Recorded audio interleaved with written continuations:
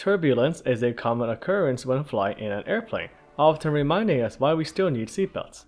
The air may look invisible to us, but it is a chaotic mess that is constantly moving and giving us those bumpy rides. Surprisingly, we still haven't developed any technology that can predict turbulence with 100% certainty. But our modern aircrafts are built to withstand any turbulence that might pose a threat. So in this video, we will go over what turbulence is, what causes turbulence, and what we can do to avoid it. Even though we often associate fluids with liquids, air is considered a fluid as well, and just like all fluids, it is susceptible to turbulent flow.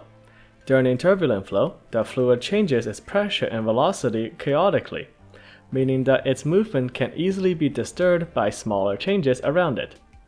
Take the smoke coming from a cigarette for example.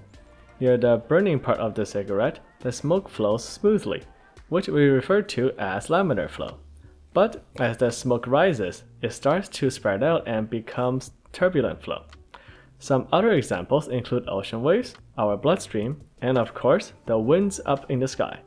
As mentioned before, turbulent flow is quite chaotic, so small changes in the wind can greatly affect the direction of any aircraft.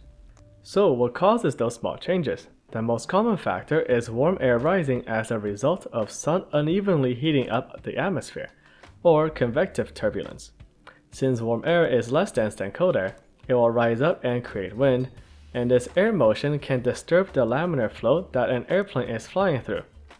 Next, we have mechanical turbulence, which is caused by tall structures, such as mountains and buildings, disturbing the flow of air. As air flows past mountain ranges, they can easily change pressure and direction as it ripples out into the atmosphere, causing changes thousands of kilometers away.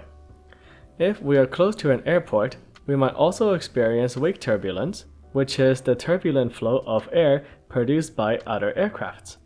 This is why aircrafts need to be separated far away during takeoff and landing. The least predictable type is the clear air turbulence, or CAT, which occurs in clear skies with seemingly no cause behind it. Our best guess is jet streams, which are narrow bands of high-speed winds that occur in high altitudes. Luckily, turbulence isn't dangerous at all. We have instruments on most modern aircrafts that can forecast the weather and use radar to predict where the turbulence might occur. Pilots can often avoid turbulence by changing the altitude and rerouting to avoid those sudden changes, or coordinate with air traffic control to avoid different aircrafts giving each other unnecessary wake turbulence. Severe turbulence is very uncommon, and injuries from those are often a result of passengers not wearing seatbelts or very late warnings from the instruments. It is still very uncomfortable to sit through, but most modern aircraft are engineered to withstand even the roughest turbulence.